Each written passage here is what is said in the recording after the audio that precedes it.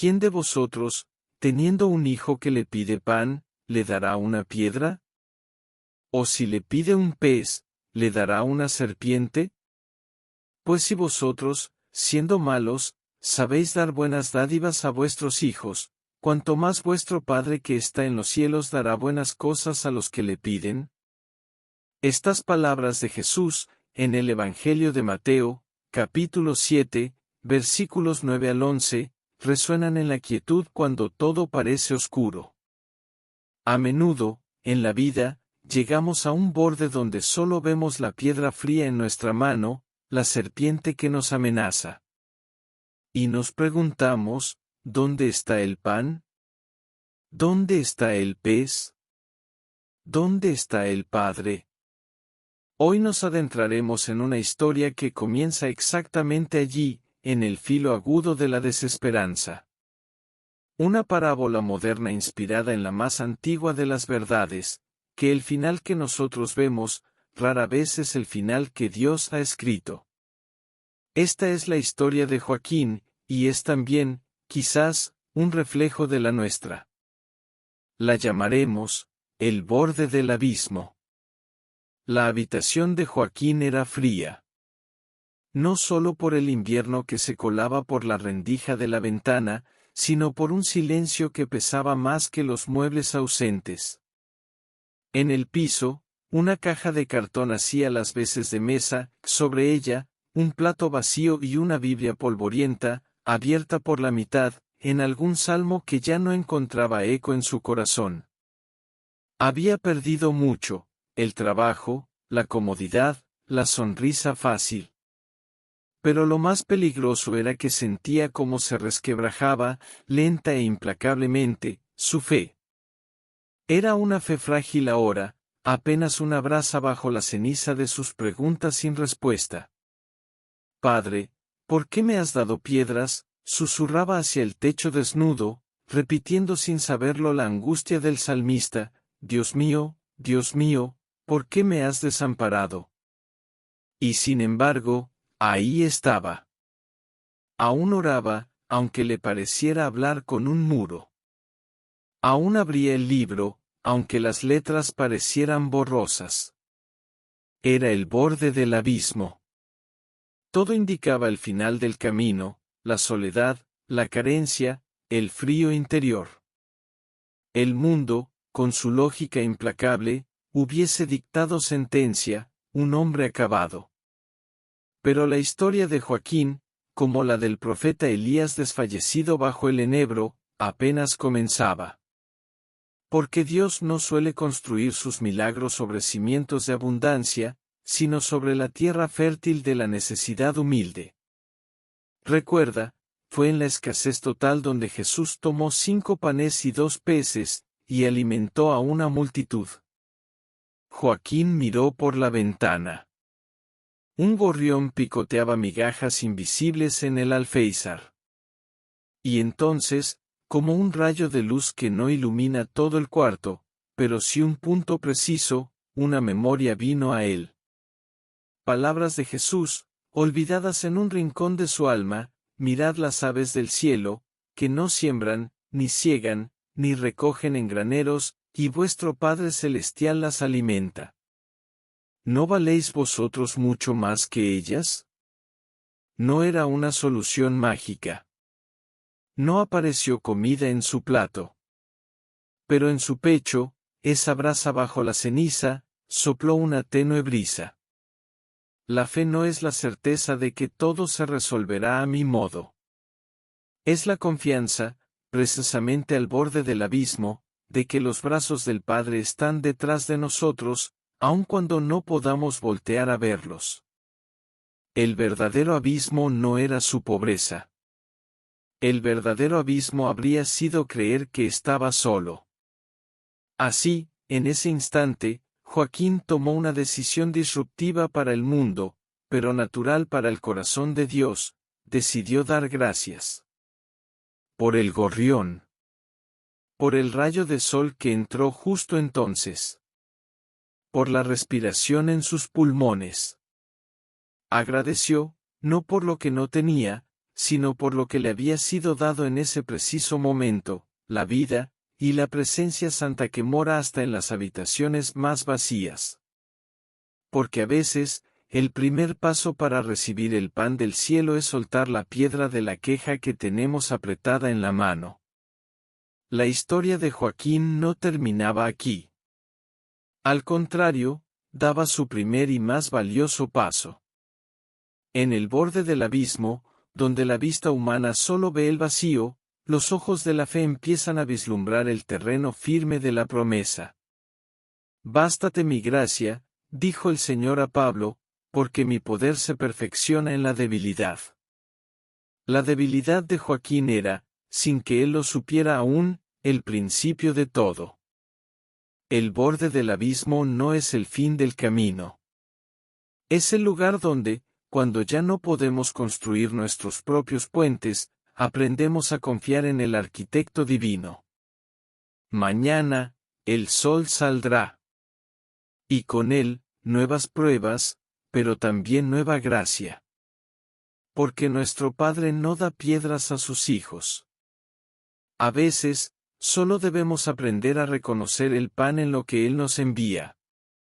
Jesús, desde la cruz, mirando a su madre y al discípulo amado, pronunció palabras que traspasan los siglos: mujer, he ahí tu hijo. Luego dijo al discípulo: he ahí tu madre. Y desde aquella hora, el discípulo la recibió en su casa. El Evangelio de Juan, capítulo 19, versículos 26 y 27, nos muestra que el amor filial, el cuidado, es uno de los últimos y más sagrados mandatos del Salvador. No es un simple acto de compasión humana, que es un reflejo del corazón de Dios, que en su designio, nos entrelaza unos con otros para sostenernos. Seguimos la historia de Joaquín. Ha decidido dar gracias en medio de su escasez. Pero la fe no vive en el vacío.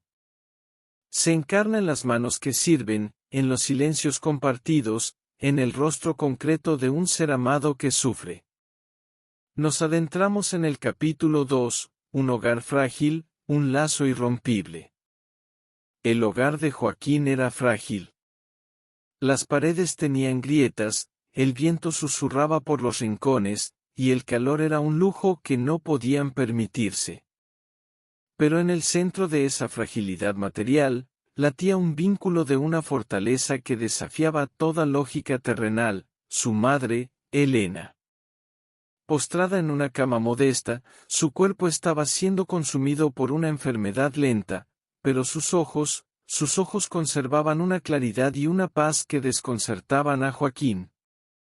Hijo, no te preocupes por mí, le decía ella, con una voz que era un hilo de seda. Dios, que viste a los lirios del campo con una gloria mayor que la de Salomón, me viste a mí con su paz.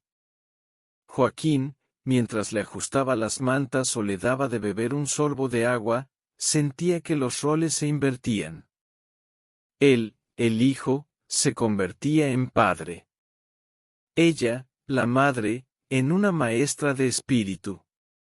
En su debilidad, ella encarnaba la paradoja más profunda del Evangelio: cuando soy débil, entonces soy fuerte.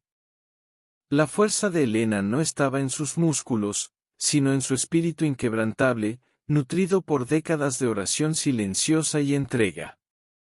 Ella era su razón para levantarse cada mañana.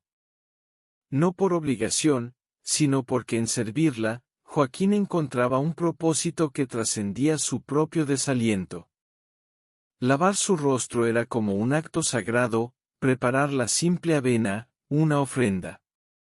En ese cuidado minucioso, se cumplía, sin que él lo nombrara, la ley de Cristo: llevad los unos las cargas de los otros. La carga de ella era física. La carga de él, emocional y material. Y al llevarlas juntos, la carga se hacía, de un modo misterioso, llevadera. Aquí hay una verdad que el mundo a menudo pasa por alto, un mensaje que cambia todo paradigma: la persona a la que cuidamos, muchas veces, se convierte en el instrumento que Dios usa para cuidarnos a nosotros. Joaquín pensaba que él sostenía a su madre. Pero era ella, con su sonrisa paciente y su fe serena, quien sostenía su alma a flote. En el Evangelio, la viuda que ofreció 2 pequeñas monedas dio todo lo que tenía. Elena, ofreciendo su dolor con paciencia y gratitud, daba una lección de riqueza espiritual que llenaba aquella casa pobre. Un día particularmente difícil, cuando el dinero había alcanzado solo para medicinas y no para comida suficiente, Joaquín se derrumbó junto a la cama. No puedo más, mamá, confesó, con la cabeza entre sus manos. Elena extendió su mano, liviana como una pluma, y la posó sobre su cabeza revuelta. Joaquín, murmuró, ¿recuerdas al profeta Elías y la viuda de Sarepta? Ella, con una última porción de harina y aceite, alimentó al profeta. Y la harina no escaseó, ni el aceite menguó, mientras ella sirvió primero a otro. Dios no nos abandona, hijo. A veces, su provisión no llena la alacena, pero siempre llena el corazón que confía. Esa noche, una vecina, a quien Joaquín había ayudado meses atrás a llevar las bolsas del mercado, llamó a la puerta. Hice demasiada sopa, dijo, sin pretensiones. Y les dejó una olla humeante, suficiente para 2 días. No era una solución mágica y permanente. Era el maná para el día, suficiente para hoy. Y en ese acto, Joaquín vio el versículo cobrar vida: dad, y se os dará, medida buena, apretada, remecida y rebosando darán en vuestro regazo. El hogar era frágil. Sí. El frío entraba. La enfermedad no retrocedía. Pero el lazo entre ellos, tejido con los hilos del amor sacrificial y la fe compartida, era irrompible. Más fuerte que la muerte. Porque el amor, el que viene de Dios, todo lo sufre, todo lo cree, todo lo espera, todo lo soporta. Joaquín aprendía que el reino de Dios no se construye con ladrillos y riquezas, sino con gestos pequeños de cuidado, con la paciencia que santifica el sufrimiento, y con la certeza de que al servir al más vulnerable, estamos sirviendo al Cristo mismo. En cuanto lo hicisteis a uno de estos mis hermanos más pequeños, a mí lo hicisteis. El abismo seguía ahí, afuera. Pero dentro de esas 4 paredes frágiles, se estaba construyendo un santuario. Y a veces, Dios elige los santuarios más humildes para revelar su gloria más profunda. La fuerza de una madre débil y la perseverancia de un hijo cansado estaban escribiendo, sin saberlo, un salmo viviente. Un salmo que cantaba: el amor es el cimiento que ningún terremoto de la vida puede quebrar. Mañana traería sus propios desafíos. Pero Joaquín se acostaría esa noche con una verdad nueva ardiendo en su pecho: a veces, el milagro no es la curación instantánea. A veces, el milagro es la fuerza para un día más. Y la razón para creer que ese día más, vale la pena ser vivido. Jesús dijo: yo he venido para que tengan vida, y para que la tengan en abundancia. Así leemos en el Evangelio de Juan, capítulo 10, versículo 10. Abundancia. Una palabra que resuena como un eco lejano en un valle de escasez. ¿Qué es la vida abundante? El mundo tiene sus respuestas: posesiones, logros, placer. Pero Cristo nos muestra un camino diferente, especialmente cuando el peso del día a día parece aplastar cualquier sueño. Retrocedamos en la historia de Joaquín. Antes del borde del abismo, antes del cuidado a su madre, hubo una larga temporada de sequía. Un periodo donde el alma se marchita lentamente. Hoy exploramos su juventud, un terreno árido donde se plantó una semilla que, aunque dormida, contenía un destino. Este es el capítulo 3, sobrevivir no es vivir. La juventud de Joaquín no tuvo el color de los sueños. No hubo aulas, ni amigos riendo sin preocupaciones, ni planes futuros trazados con ilusión. Su mundo se delimitaba por el amanecer que lo despertaba para un trabajo brutal, y el anochecer que lo devolvía a una casa sin alivio. Sus manos se endurecieron antes de tiempo, agrietadas por el frío y la tierra. Su estómago aprendió el idioma sordo y constante del hambre. No era el hambre aguda del desastre, sino la crónica, una compañera fiel que roe los huesos del espíritu. Cada jornada era un ciclo sin salida. Levantar, cargar, descargar, recibir unas monedas escasas, comprar apenas lo esencial, volver a empezar. La pobreza, él lo aprendió pronto, no es solo falta de dinero. Es una niebla gris que envuelve el futuro. Desgasta las rodillas, sí, pero lo más peligroso es como lima los bordes del alma, como susurra una mentira insidiosa, esto es todo lo que hay. Tu vida no es más que esto. La esperanza, en esas condiciones, no se rompe con un estallido, se deshace, como un papel viejo, día tras día. Aquí yace una de las pruebas más silenciosas, cuando el esfuerzo de sobrevivir consume toda tu energía, no queda aliento para vivir. Joaquín miraba a otros jóvenes pasar, libres, hacia sus proyectos, y sentía un océano de distancia. Su existencia parecía una mera reacción a la necesidad, nunca una acción con propósito. Era como el hombre junto al estanque de Betesda, postrado por 38 años, viendo cómo otros entraban a las aguas movedizas antes que él. La parálisis no era física, sino del destino. Y sin embargo, en lo más profundo de ese yermo, algo se negaba a morir. No era una esperanza brillante, sino una tenaz chispa de dignidad. A veces, al caer la noche, miraba las estrellas que brillaban, frías e indiferentes, sobre la ciudad. Y en su corazón, sin palabras, surgía un grito que era una oración. El mismo grito del salmista, ¿hasta cuándo, oh Señor, para siempre me olvidarás? ¿Hasta cuándo esconderás tu rostro de mí? Esta queja, este lamento, era en sí mismo un acto de fe. Porque quien se queja a Dios, aún cree en su escucha. Es aquí donde debemos entender algo que contradice toda sabiduría humana, en el desierto de la mera supervivencia, Dios siembra las raíces más profundas de la dependencia. Joaquín no tenía nada a que aferrarse excepto, en sus momentos más honestos, a un ¿por qué? Dirigido al cielo. Y esa pregunta, amarga pero genuina, era un canal abierto. El rico joven del Evangelio tuvo que alejarse triste porque sus muchas posesiones le obstruían el camino.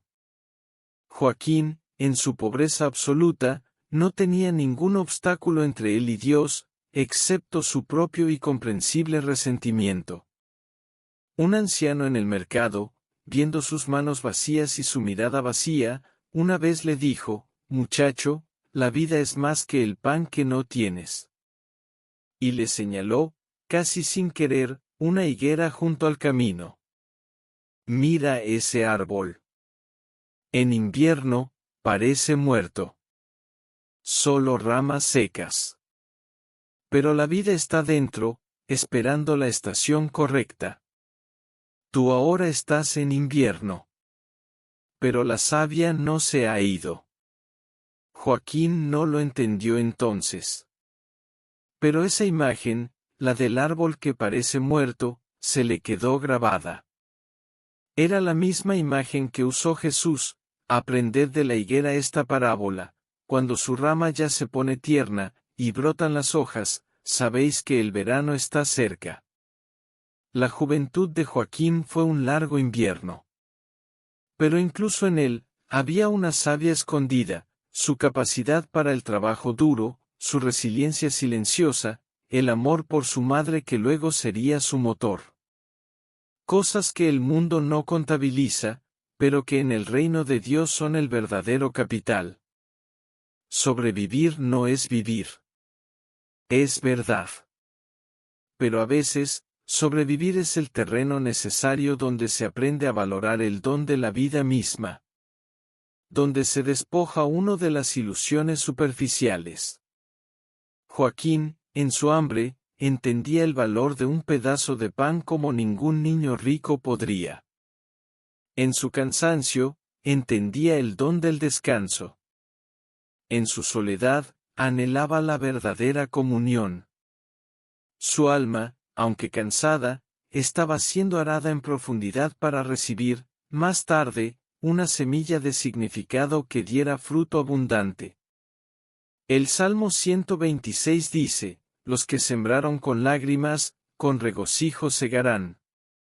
La juventud de Joaquín fue una siembra en llanto, en sudor, en tierra árida. No fue el plan de Dios para él, sino la realidad caída en la que vivía. Pero Dios, en su misteriosa alquimia divina, puede tomar incluso los años perdidos y convertirlos en el humus que nutrirá un árbol fuerte. Un árbol capaz, en el futuro, de dar sombra a otros. Hoy, Joaquín adulto, al borde del abismo, mira hacia atrás a ese joven exhausto. Y aunque duele el recuerdo, empieza a vislumbrar un hilo tenue. El hilo de una gracia que lo sostuvo, incluso cuando él solo sentía el peso. Porque el Dios que cuenta los cabellos de nuestra cabeza, también cuenta las lágrimas de nuestra juventud. Y ninguna de ellas cae en el olvido. En el Evangelio según Lucas, capítulo 18, Jesús cuenta la parábola de un juez injusto y una viuda persistente. Ella venía cada día, pidiendo justicia. Y al final, el juez, cansado de su insistencia, le concedió lo que pedía. Jesús concluye, ¿y acaso Dios no hará justicia a sus escogidos, que claman a él día y noche? Hay un poder en la oración que no reside en la elocuencia, ni en la postura, ni siquiera en la certeza. Reside en el acto mismo de clamar desde la verdad de nuestro ser. Retomamos la historia de Joaquín en un momento de intimidad total. Cuando el mundo duerme, y el corazón, despojado de toda pretensión, se abre al cielo. Este es el capítulo 4, Conversaciones silenciosas con Dios. La noche era el único lujo de Joaquín. Un espacio sin dueño, sin deudas que reclamar, sin miradas que esquivar. Después de asegurarse de que su madre dormía, salía al pequeño balcón de tablas podridas, más bien un añadido precario, y apoyaba los codos en la baranda. Arriba, un manto de estrellas indiferentes y hermosas. Abajo, la ciudad dormida, ajena a su lucha. Allí, en la oscuridad, las conversaciones nacían. No eran oraciones formales. Eran susurros quebrados, fragmentos de pensamiento que subían como el vapor del aliento en el aire frío. ¿Estás ahí?, comenzaba a veces. O simplemente, no puedo más. No había exigencia de milagros espectaculares, un cheque inesperado, una cura instantánea para su madre. Esa clase de fe, la de los fuegos artificiales, se le había apagado hacía tiempo. Lo que surgía de él era más humilde, más profundo, una petición de oxígeno para el alma. Solo una señal, murmuraba hacia la inmensidad. Algo, por pequeño que sea, que me diga que esto tiene sentido. Que no estoy hablando solo con la pared del universo. Era el grito de Juan el Bautista desde la prisión, enviando a sus discípulos a preguntar a Jesús, ¿eres tú el que ha de venir, o esperaremos a otro? No era una duda sobre Dios, sino una súplica desesperada por un indicio de su acción ahora, en este hoy desolado. Esas oraciones no eran grandilocuentes. Eran pobres. Tan pobres como el óbolo de la viuda en el templo, que eran 2 monedas de cobre, todo lo que tenía para vivir. Jesús dijo que ella había echado más que todos los ricos, porque dio de su pobreza. Así eran las oraciones de Joaquín, daba de su vacío, de su cansancio, de su fe reducida a brasas. Y en el reino de Dios, esa ofrenda es contada como la más valiosa. Aquí descubrimos una verdad que trastoca la lógica religiosa común: Dios atiende con más prisa al gemido que al discurso teológico. No necesita que le expliquemos su naturaleza. Necesita que le mostremos nuestra verdad desnuda. El salmista no decía, «Oh, Señor, tú que habitas en las alturas inefables», decía, «Sácame del lodo, que no me hundo». La oración auténtica nace del lodo, no de una biblioteca. En esos momentos, Joaquín no recibía visiones. No escuchaba voces. Solo el silencio. Pero un silencio diferente. Ya no era el vacío amenazador del abismo, sino un silencio que acompañaba. Como el silencio de Jesús en la barca, durmiendo durante la tormenta. Los discípulos gritaban aterrados, él descansaba. A veces, la señal más poderosa de Dios no es una palabra, sino una presencia callada que nos permite aguantar un minuto más. He aquí, yo estoy contigo, fue la promesa a Jacob, no en un palacio, sino huyendo por el desierto, usando una piedra como almohada. Sin saberlo, Joaquín estaba sembrando. Cada suspiro dirigido al cielo era una semilla diminuta de confianza arrojada a la tierra oscura de lo invisible.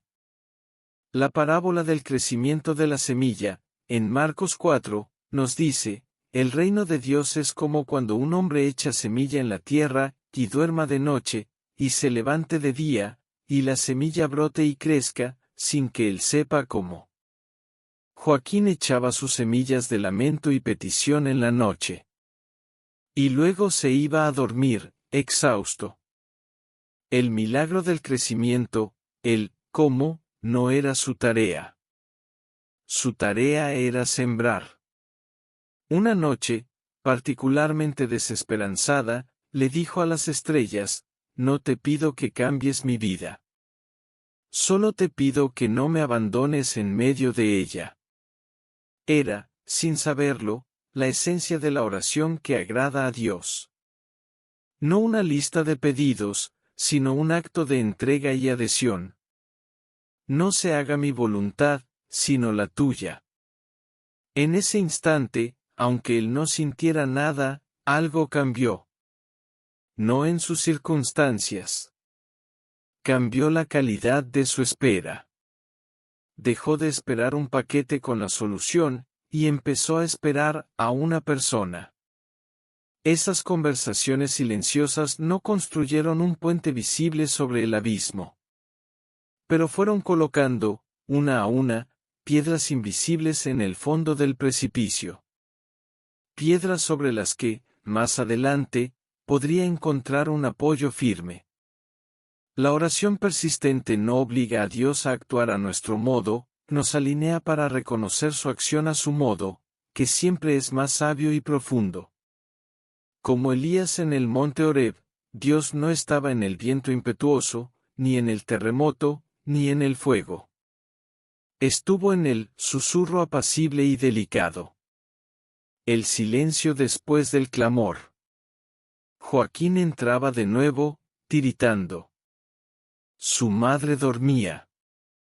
Nada parecía haber cambiado. Pero algo se estaba moviendo en lo invisible. Porque el Dios que cuenta las estrellas y llama a cada una por su nombre, había inclinado su oído para escuchar el susurro de un hombre cansado. Y en los archivos del cielo, esa oración había sido registrada. La respuesta ya estaba en camino, aunque su forma fuera tan inesperada que Joaquín no la reconocería al principio. La semilla estaba bajo tierra. El invierno aún era largo. Pero la savia, en secreto, había empezado a moverse. En el libro del Génesis, capítulo 12, versículo 1, Dios le dice a Abraham: «Vete de tu tierra y de tu parentela, y de la casa de tu padre, a la tierra que yo te mostraré». Partir. Dejar atrás lo conocido. Es uno de los mandatos más desgarradores y, a la vez, fundamentales en la historia de la fe. No se parte por aventura, sino por obediencia a una llamada, aunque esa llamada suene primero como el silbido del hambre y la necesidad. Llegamos a un punto de inflexión en la historia de Joaquín. El trabajo se ha agotado, el pueblo se muere. Y una decisión, la más dolorosa de su vida, se cierne sobre él. Este es el capítulo 5, elegir partir, aunque duela, punto. La última mina cerró. La noticia no fue una sorpresa, sino la confirmación de un final anunciado. El pueblo, ya encogido, pareció doblarse un poco más sobre sí mismo. Para Joaquín, no había más opciones. La ciudad grande, un monstruo de cemento y luces lejanas, era la única salida. Pero esa salida tenía un precio desgarrador: dejar a su madre. Sentado junto a la cama de Elena, las palabras se atascaban en su garganta: cómo abandonar a quien más amaba, cómo dejarla en manos de vecinos bondadosos pero ocupados, cuando ella necesitaba un cuidado que solo el amor filial sabe dar. «Tienes que irte», dijo ella, suavemente, antes de que él pudiera hablar. Sus ojos, esos ojos que guardaban toda la luz de la casa, lo miraban con una claridad que partía el alma. «No te ates a mí, hijo. Este pueblo es como una rama seca. Tú eres un pájaro que debe volar para encontrar el árbol que dé fruto». Joaquín sintió que su corazón se hendía en dos. Era el sacrificio de Abraham llevado a un plano íntimo y terrenal: dejar a su parentela, no por un mandato divino audible, sino por el imperativo brutal de la supervivencia.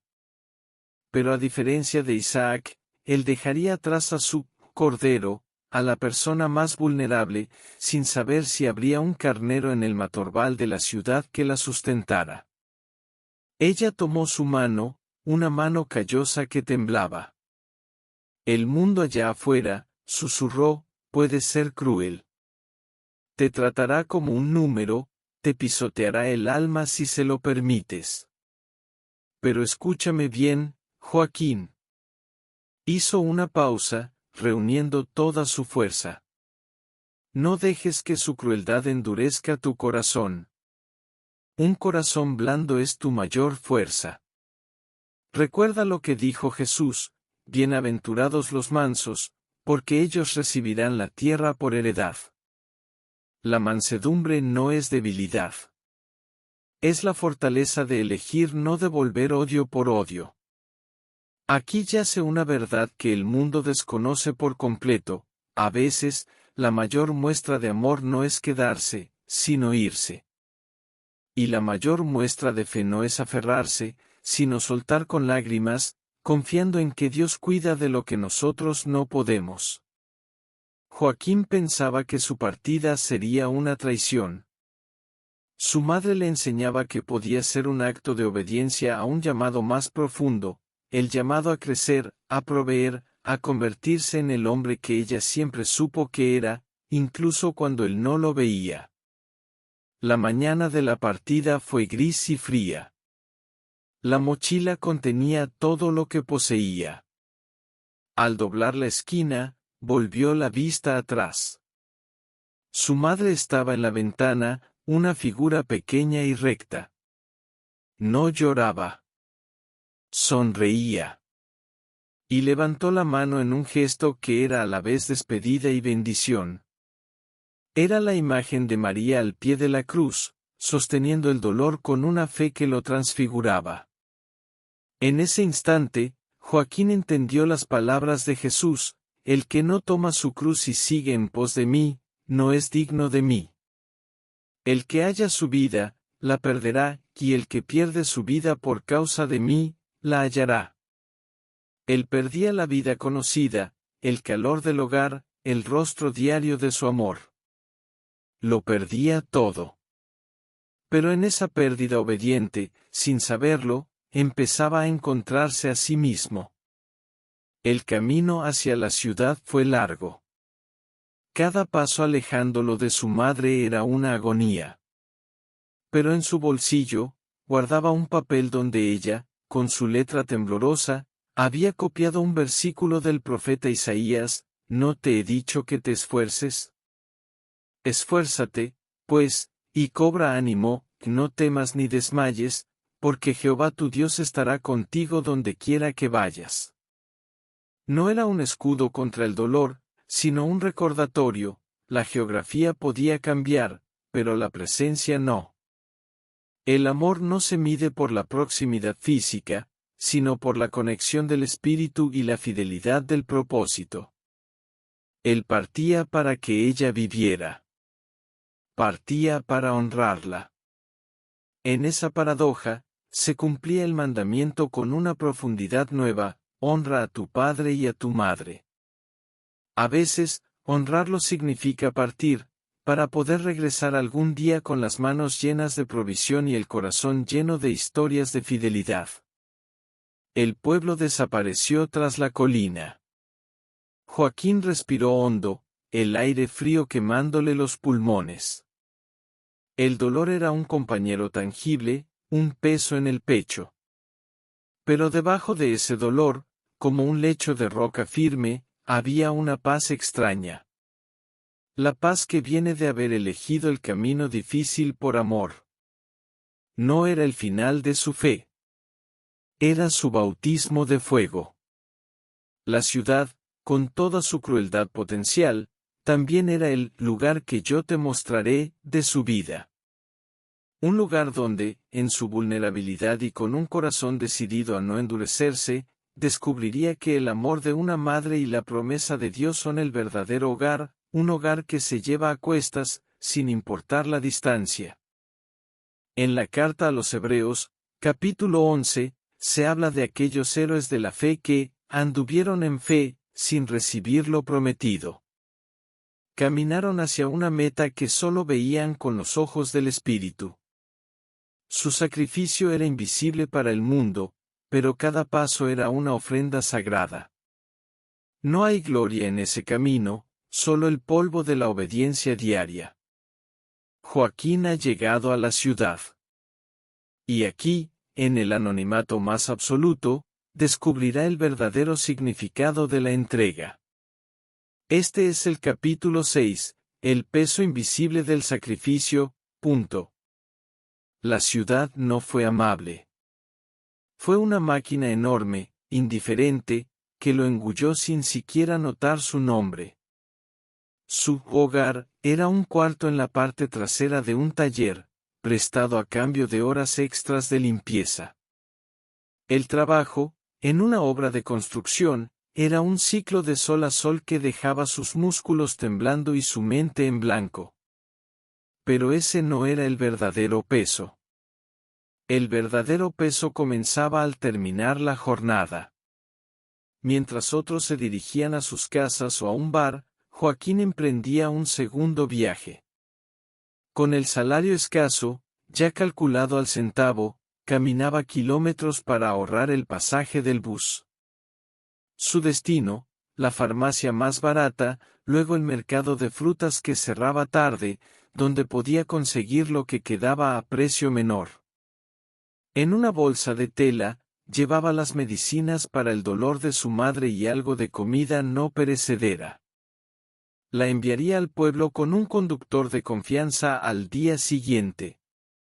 Cada paso de ese camino adicional era una gota de sudor convertida en amor. Nadie lo veía. Nadie aplaudía su esfuerzo. Para el jefe, era solo un obrero más. Para la ciudad, un fantasma sin rostro. Pero en cada zancada, en cada moneda que contaba 2 veces, resonaba una promesa silenciosa hecha al pie de la cama de Elena: yo te sostendré. Este era el peso invisible. No el de los ladrillos que cargaba de día, sino el de una responsabilidad amorosa que doblaba su espalda y al mismo tiempo la mantenía recta. Era como Simón de Cirene, obligado a llevar la cruz de Jesús. Nadie lo eligió para la gloria, fue obligado por las circunstancias. Pero en ese acto forzado, tocó lo sagrado. Aquí se revela una verdad que el mundo no entiende: los actos de amor más puros a menudo ocurren fuera del escenario, sin testigos, sin recompensa social. Son ofrendas quemadas en el altar secreto del deber amado. Jesús dijo: cuando des limosna, no sepa tu izquierda lo que hace tu derecha. Joaquín no daba limosna, daba su juventud, su descanso, su comodidad.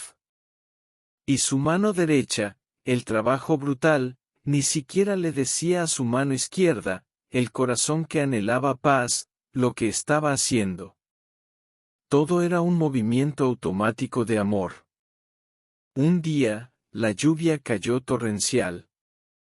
Joaquín, empapado y tiritando, seguía caminando hacia la farmacia. Los pies le ardían en los zapatos rotos. Una tentación amarga surgió en su mente: ¿para qué? Un día más no importará. Date un respeto. Por un instante, casi se detiene. Pero entonces recordó las palabras de su madre: el mundo puede ser cruel, pero tu corazón no debe endurecerse. Endurecerse sería rendirse. Sería pensar solo en sí mismo. Y en ese momento, bajo la lluvia, comprendió algo profundo sobre Jesús en Getsemaní: Padre, si es posible, pase de mí esta copa, pero no sea como yo quiero, sino como tú. La copa de Joaquín era esta lluvia, este cansancio, este anonimato. Y la bebía, no porque le gustara, sino porque al otro lado de la montaña, alguien que amaba tendría un día menos de dolor. Cada envío que llegaba al pueblo era un capítulo de una epístola escrita no con tinta, sino con sudor y privación. Era el pan de cada día, que él suplicaba en el Padre Nuestro, convertido en realidad tangible para su madre. En su economía de sacrificio, vivía el espíritu de Filipenses 2:17: yo estoy para ser derramado como ofrenda sobre el sacrificio y servicio de vuestra fe. Él era la ofrenda derramada. Su vida se consumía para que la fe de su madre, y la suya propia, no muriera de inanición. Una noche, escribiéndole una nota breve para enviar con el paquete, solo pudo trazar: aquí va todo. Te extraño. No era un grito de heroísmo. Era el gemido de un hombre ordinario haciendo algo extraordinario por amor. En ese gemido, se unía el clamor de Cristo en la cruz: Dios mío, ¿por qué me has desamparado? No una queja contra Dios, sino la expresión más cruda de la soledad del sacrificio. Y también, paradójicamente, el momento donde el amor se prueba más auténtico. El peso invisible no se aligeraba. Pero Joaquín descubría algo: ese peso, compartido con Dios en sus oraciones nocturnas, se transformaba. Ya no era solo una carga, que era un pacto. Un pacto entre su voluntad cansada y la gracia sustentadora. Cada paso era una oración. Cada moneda ahorrada, un acto de fe. La ciudad, en su crueldad, se había convertido en su desierto, su Getsemaní personal. Y en ese lugar, sin testigos humanos, su carácter se estaba forjando con la resistencia del acero y la flexibilidad del amor. Estaba aprendiendo que a veces, Llevar la cruz no es un evento dramático, sino la suma de miles de pasos silenciosos, dados día tras día, sostenidos solo por la promesa de que el amor nunca, nunca, es en vano. En el primer libro de Reyes, capítulo 19, el profeta Elías huye por su vida hacia el desierto. Agotado, se duerme bajo un enebro, deseando la muerte. Pero un ángel lo toca y le dice, levántate y come. Y junto a su cabeza, halla una torta cocida sobre piedras calientes, y una vasija de agua. Dios no siempre nos envía el rescate espectacular. A veces, envía refugio en medio de la tormenta, y un pan simple que nos da fuerzas para el siguiente tramo del camino. Joaquín lleva meses de sacrificio invisible. Pero en esta noche, la tormenta no es solo meteorológica, es el punto de quiebre. Este es el capítulo 7, una noche que cambia el rumbo, punto. Era una de esas tormentas que parecen querer borrar la ciudad. El viento arrancaba toldos, la lluvia caía en cortinas horizontales. Joaquín, después de una jornada de 14 horas, había emprendido su caminata habitual hacia la farmacia. Pero esta noche, era una locura. Las calles se convirtieron en ríos turbulentos. La visibilidad, en cero. Se refugió bajo un alero, tiritando, sus ropas empapadas pegadas al cuerpo como una segunda piel helada. El cálculo era simple y aterrador: si no llegaba a su cuarto, caería enfermo. Si caía enfermo, no trabajaría. Si no trabajaba, el envío semanal a su madre se cortaría. La cadena de su sacrificio, tan tensa, podía romperse en un instante. En el fulgor blanco del relámpago, vio algo. No muy lejos, en una callejuela que bajaba, una luz titilaba. No era el brillo frío de un farol, sino el temblor cálido de una lámpara de aceite o una vela. Una luz que luchaba contra la oscuridad, igual que él.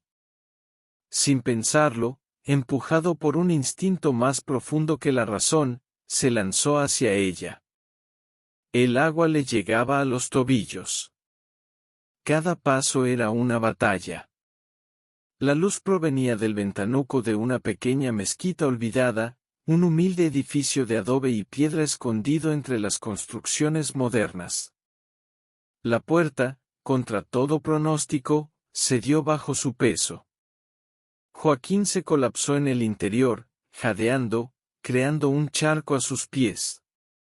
El silencio dentro era profundo, solo roto por el estruendo amortiguado de la tormenta y el crepitar de una lámpara de aceite colgante que proyectaba sombras danzantes en las paredes desnudas. No estaba solo. Arrodillado sobre una sencilla alfombra, un hombre anciano, de barba blanca y rostro sereno, completaba sus oraciones.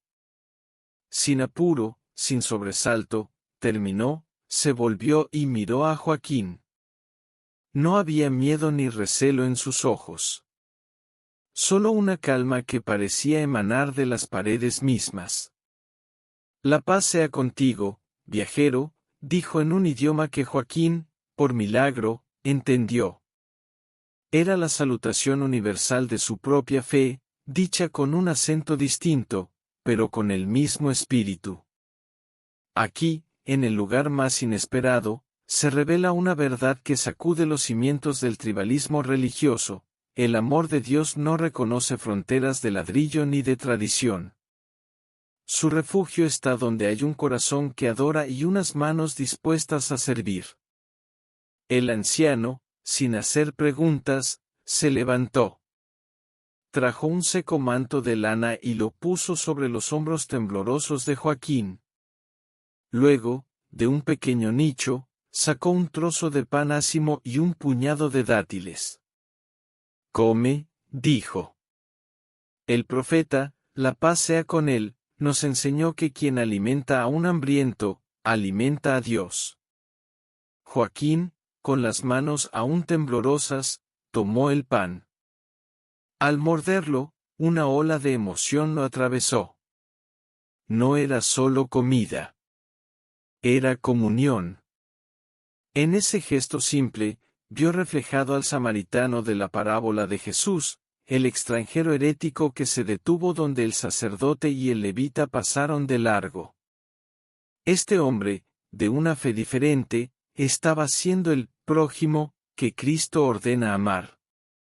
Y en ese instante, las palabras de Jesús cobraron una dimensión abrasadora: tuve hambre, y me disteis de comer; tuve sed, y me disteis de beber; fui forastero, y me recibisteis.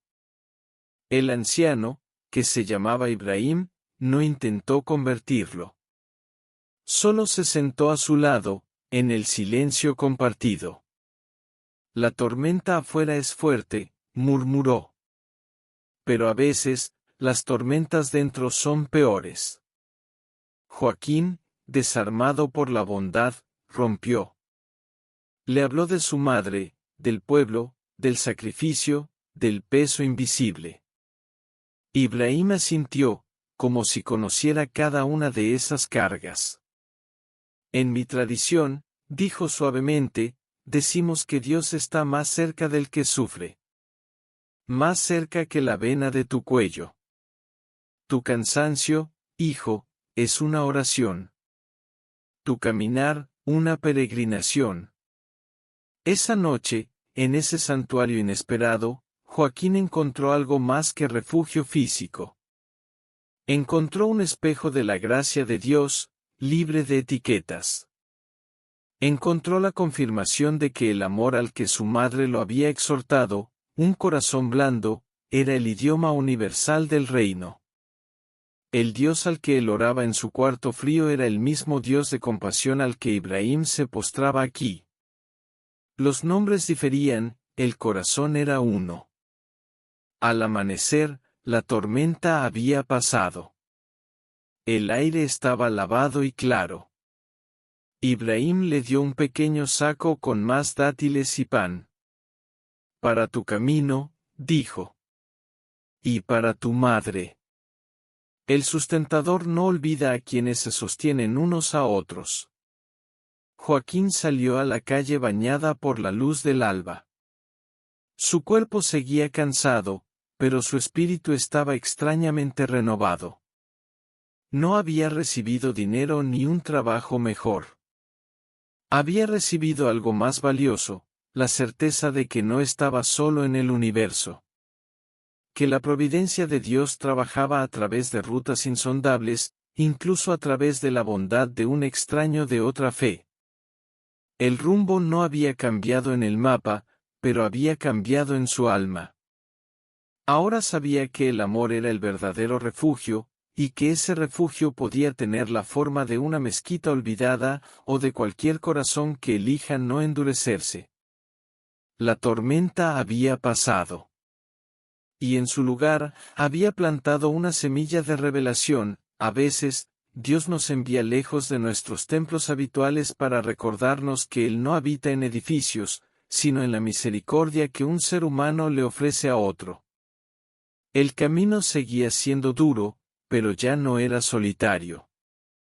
En el segundo libro de Reyes, capítulo 5, Naamán, el poderoso general sirio, llega ante el profeta Eliseo buscando una cura espectaculosa para su lepra. Eliseo no sale a recibirlo, sino que envía un mensajero con una instrucción sencilla y humillante: ve y lávate 7 veces en el Jordán. Naamán se enfurece, esperaba un ritual grandioso. Son sus siervos quienes le dicen: Padre mío, si el profeta te hubiera mandado algo grande, ¿no lo habrías hecho? La soberbia a menudo nos ciega a las respuestas sencillas que Dios coloca en nuestro camino. Joaquín, tras la tormenta, lleva consigo una nueva paz. Pero el peso de su lucha sigue intacto. Hoy, un encuentro aparentemente casual le revelará que las soluciones de Dios vienen en paquetes pequeños. Este es el capítulo 8, palabras que reordenan el alma. Sentado en un banco de plaza, Joaquín observaba a las palomas. En sus manos, aún sentía el peso imaginario del envío que no podría hacer esta semana. La bondad de Ibrahim había sido un bálsamo, pero la realidad de los números seguía siendo implacable. Fue entonces cuando un anciano se sentó a su lado. No preguntó, simplemente comenzó a repartir migajas de pan a las aves. Su presencia era calmada, como un árbol viejo y arraigado. El corazón pesa más que el cuerpo, a veces, dijo el anciano, sin mirarlo, como si hablara con las palomas. Joaquín, sorprendido por la precisión del comentario, rompió el dique. Las palabras salieron en un torrente contenido: su madre enferma, el pueblo fantasma, la ciudad hostil, los envíos, el cansancio que se había hecho hueso. El anciano, llamado Samuel, lo escuchó con una atención tan profunda y plena que Joaquín sintió que, por primera vez, alguien no solo oía, sino que veía su vida completa. Cuando terminó, no hubo lástima en los ojos de Samuel. No hubo un «pobrecito». En su lugar, había una chispa de reconocimiento, casi de alegría. «Has estado midiendo tu vida con la vara equivocada», dijo suavemente. «Mides lo que falta, lo que no logras. Pero yo veo algo diferente, veo un hombre que, en el diluvio de su desgracia, no se ha ahogado. Que sigue caminando. Eso no es poca cosa. Es, de hecho, todo». Aquí llega una verdad que reorganiza la realidad. Nuestra cultura mide el éxito por acumulación, pero Dios mide la fidelidad por perseverancia. Samuel le estaba mostrando que su historia no era una tragedia, sino un terreno fértil donde se cultivaba un carácter que ni el oro podría comprar. Jesús, recordó Samuel, no elogió al rico por sus graneros llenos. Elogió a la viuda pobre por dar sus 2 blancas, todo lo que tenía para vivir. Tú eres esa viuda. Das todo, cada día. Y en los libros del cielo, eso tiene un eco tremendo. Samuel sacó 2 objetos de su bolsillo. Uno, un pequeño frasco con una tintura herbal. Para los dolores de tu madre. No es milagrosa, pero aliviará sus noches. El otro, una moneda antigua y desgastada, de valor casi nulo en el mercado. Y esto, dijo, colocándola en la palma de Joaquín, es para que recuerdes. Recuerdes que lo más insignificante a los ojos del mundo, una moneda vieja, una migaja de pan, un gesto de un extraño, puede ser el conducto que Dios use para sus mayores respuestas. Joaquín miró la moneda, confundido. Era una limosna irrisoria. Pero Samuel continuó, ¿recuerdas la parábola de la levadura? Una mujer tomó un poco de levadura, la escondió en 3 medidas de harina, y todo fermentó. El reino de Dios empieza así, con lo pequeño, lo oculto, lo despreciado. Tu fe, hoy, es como esta moneda, parece que no puede comprar nada. Pero en las manos correctas, puede comprar lo imposible. Era una nueva mirada. Una reordenación total de su alma. Joaquín había visto su vida como un déficit. Samuel se la devolvía como un campo de batalla donde ya estaba victorioso, porque seguía en pie con amor. No era una negación del sufrimiento, era una trascendencia de él. Como cuando Jesús miró al paralítico y, antes de curar su cuerpo, dijo: «Ten ánimo, hijo, tus pecados te son perdonados».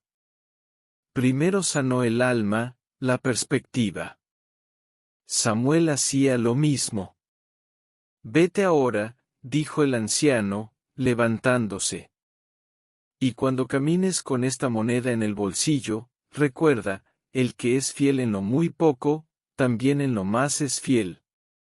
Tu fidelidad en este desierto no ha pasado desapercibida. Lo aparentemente insignificante, tu caminata bajo la lluvia, tu envío puntual, tu oración en la noche, son las semillas. La cosecha viene. Solo debes aprender a reconocerla cuando llegue, porque quizás no llegue con trompetas, sino como llegué yo, como un viejo en un banco de plaza. Joaquín se quedó solo, el frasco y la moneda en sus manos. El remedio era tangible, un acto de compasión concreta. Pero la moneda era el verdadero regalo, un símbolo. Un recordatorio físico de que en la economía de Dios, nada se desperdicia. Ni una lágrima, ni un paso cansado, ni una moneda sin valor. Todo es materia prima para la gracia. Esa noche, al enviar el paquete con el frasco de Samuel, Joaquín no se sintió un fracasado. Se sintió un administrador. Un administrador de lo poco, pero lo poco puesto en las manos grandes de Dios. Las palabras del anciano habían reordenado su alma, como quien ordena una habitación deshecha y deja entrar la luz. El camino era el mismo, pero sus ojos eran nuevos. Y a veces, unos ojos nuevos son el mayor milagro que se puede recibir.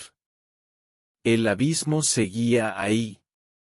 Pero Joaquín ahora sabía que incluso el abismo, en el plan mayor, podía ser solo un surco profundo donde se planta una semilla de roble.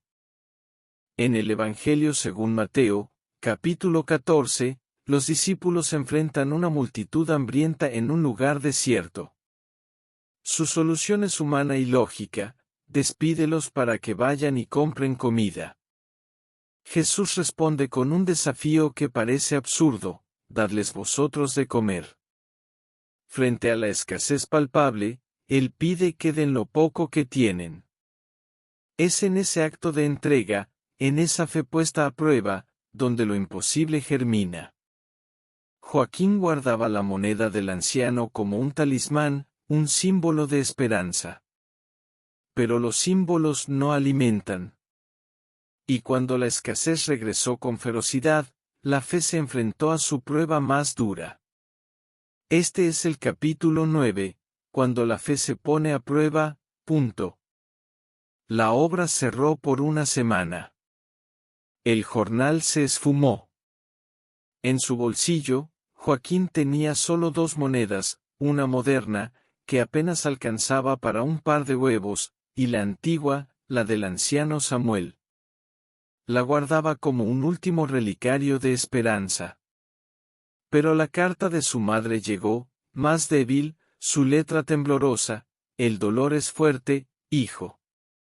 Pero mi espíritu está contigo.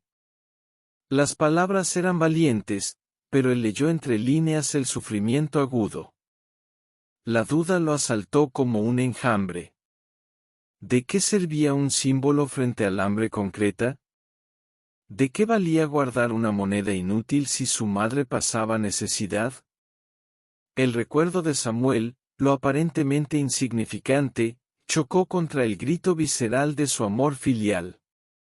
Y en esa noche de agonía, Joaquín tomó una decisión que sintió como una rendición: usaría la moneda antigua.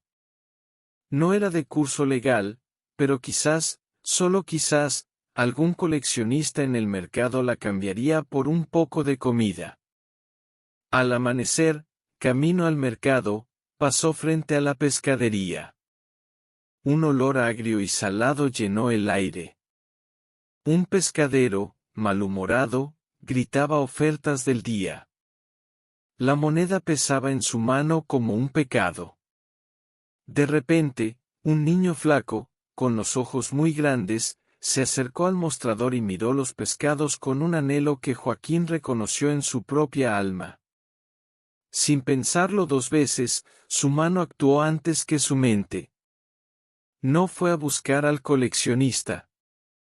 Se acercó al pescadero y, mostrando la moneda antigua, dijo: «¿Por esto, me da un pescado, el más pequeño?». El hombre, entre curioso y burlón, examinó la moneda, la hizo sonar, y con un encogimiento de hombros, le entregó una pequeña lisa plateada. Es un trato raro, pero la moneda tiene curiosidad, gruñó. En este acto, Joaquín vivió la esencia pura del Evangelio sin citar un solo versículo. Ante la disyuntiva entre aferrarse a un símbolo de fe o usar ese símbolo para aliviar el hambre de otro, eligió el amor. Sin saberlo, había hecho la ofrenda de la viuda, había dado todo lo que tenía. No para su madre, sino para un niño desconocido. Pero la fe verdadera siempre tiene un radio de acción mayor del que imaginamos. De vuelta en su cuarto, con el único huevo que pudo comprar con su otra moneda, Joaquín se dispuso a preparar el pescado para enviarlo salado. Al abrir el vientre plateado, su cuchillo tocó algo duro. Una pequeña esfera gris y opaca.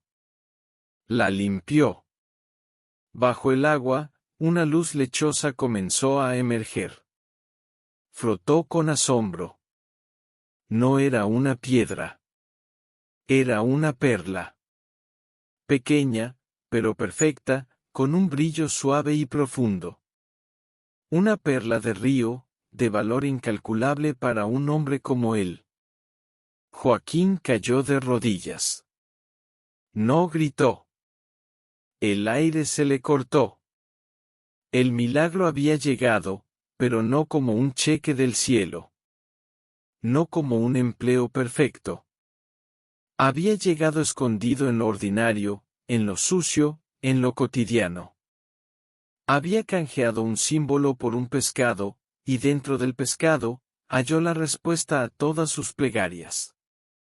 Recordó entonces las palabras de Jesús: el reino de los cielos es semejante a un mercader que busca buenas perlas, y al encontrar una perla de gran valor, fue y vendió todo lo que tenía y la compró. Él no había vendido nada. Había dado su última posesión de valor simbólico, y la perla había sido dada a cambio. El milagro no era la perla en sí. El milagro era el camino, la fe puesta a prueba, la elección por el amor al niño hambriento, la moneda insignificante entregada. Era la parábola de los talentos en acción. Había negociado con el único talento que se le había confiado, y el Señor le devolvía 100 veces más.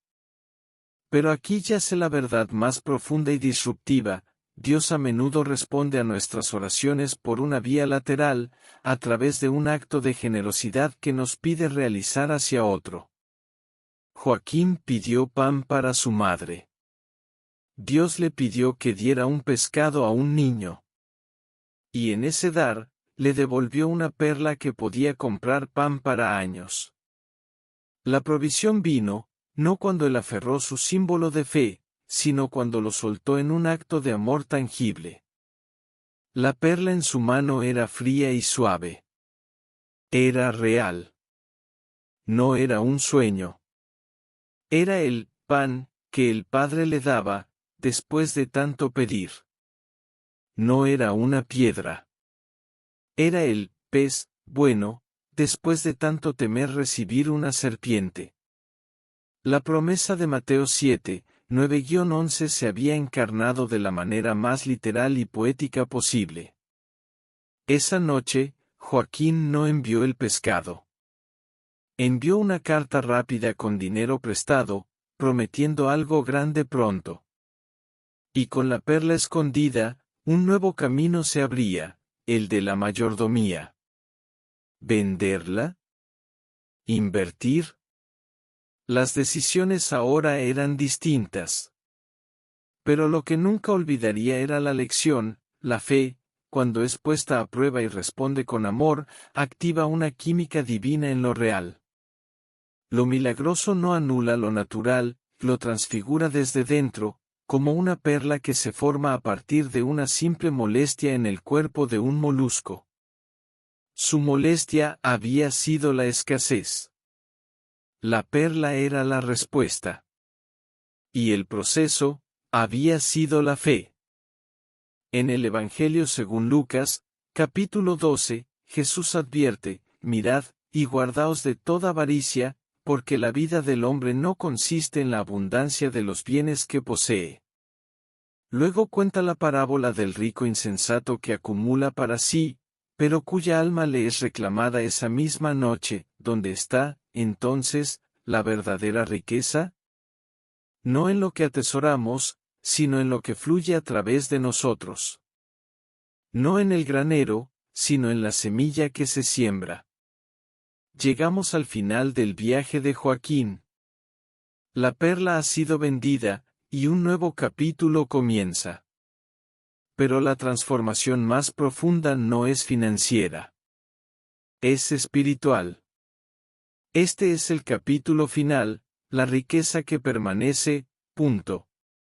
La perla no hizo a Joaquín rico según los estándares del mundo, pero fue más que suficiente. Lo primero fue un viaje rápido a casa. Llegar a la habitación de su madre no con las manos vacías, sino con la noticia de que el médico llegaría al día siguiente, de que las medicinas serían las mejores, de que el calor regresaría a esas paredes. Ver el alivio, no solo en su rostro, sino en la profundidad de sus ojos, fue su primera y mayor riqueza. Pagó las deudas acumuladas, esas cadenas invisibles que lo ataban al miedo. Y compró el pequeño taller donde trabajaba, no para explotar, sino para dar trabajo digno a otros como él. Sin embargo, algo crucial no cambió, su esencia. No se mudó a una mansión. Siguió viviendo con sencillez. La diferencia era que ahora su mesa tenía espacio para más. Sus manos, en lugar de solo cargar peso, ahora sostenían oportunidades para otros. Había aprendido que la riqueza no es para atesorar, sino para canalizar. Era el buen administrador de la parábola de los talentos, que había hecho rendir lo que se le confió. Recordaba las palabras de Pablo a Timoteo: a los ricos de este siglo manda que no sean altivos, ni pongan la esperanza en la incertidumbre de las riquezas, sino en el Dios vivo, que nos da todas las cosas en abundancia para que las disfrutemos, que hagan bien, que sean ricos en buenas obras, dispuestos a compartir, generosos. Pero un acto faltaba. Joaquín regresó al lugar donde todo cambió. No a la plaza donde conoció a Samuel, sino al mercado de pescado. Buscó al pescadero malhumorado y, sin decir por qué, le dio una suma para ampliar su negocio. Buscó al niño flaco y aseguró su educación. Y luego, con el corazón lleno, fue a la pequeña mezquita. Ibrahim, el anciano, estaba allí. Al verlo, sonrió como si hubiera estado esperándolo. La paz sea contigo, dijo Joaquín, y esta vez las palabras brotaban con un significado nuevo. Le contó la historia de la moneda, el pescado, la perla. Ibrahim asintió: alabado sea el Clemente, que escribe recto con líneas torcidas. Tú no encontraste una perla, hijo. La perla siempre estuvo dentro de ti. La escasez solo fue la ostra que la formó. Este es el mensaje final que trastoca todo: la mayor pobreza no es la falta de recursos, sino la incapacidad de ver la perla de compasión que Dios ha puesto dentro de nosotros, esperando ser revelada por la presión de las circunstancias. Joaquín comprendió entonces que su verdadero tesoro no era el dinero de la perla, sino el camino que lo llevó hasta ella, la compasión de su madre, la paciencia en el sacrificio, la bondad del extraño, la fe que se entrega en una moneda. Eso era lo que permanecía. Lo demás, eran herramientas. Y ahora, tú que has acompañado a Joaquín en este viaje, te invito a un momento de silencio. A reflexionar. ¿Cuál es tu moneda antigua, ese símbolo de fe o esperanza que estás aferrando, cuando quizás Dios te pide que la sueltes en un acto de amor hacia otro? ¿Cuál es tu pescado, esa tarea ordinaria, ingrata o sucia, ¿Qué podría estar escondiendo la perla de tu propósito, si la abres con fe? ¿Reconoces las mezquitas inesperadas en tu vida? Esos lugares o personas fuera de tu círculo habitual donde Dios te muestra su rostro de compasión. Joaquín aprendió que el reino de Dios no se construye con montañas de oro, sino con ladrillos pequeños de gestos fieles, un paso más caminado, una oración susurrada, una mano tendida. Tu vida, con sus luchas invisibles y sus cansancios ocultos, no es un ensayo fallido. Es el terreno sagrado donde Dios está cultivando tu perla única. La escasez, el dolor, la espera, pueden ser la ostra. No subestimes lo que sucede en la quietud de tu noche, en el peso de tu sacrificio invisible. Allí, en el borde de tu propio abismo, se está escribiendo una historia de fe. Una historia que, como la de Joaquín, puede cambiar de rumbo con un acto de entrega. Porque la riqueza que permanece, la que nadie puede robarte, es la compasión que aprendes a compartir. Es el corazón que, habiendo sido quebrantado, se convierte en un canal más ancho para el amor. ¿Qué harás hoy con tu moneda? Gracias por quedarte viendo esta historia hasta el final. Eso ya dice mucho de ti. Si este video te ayudó, comenta qué parte te ha gustado más, dale like. Y suscríbete al canal si quieres seguir recibiendo contenido que nutra tu alma. Hay más mensajes que pueden acompañarte justo donde estás. Y nos vemos en el próximo video.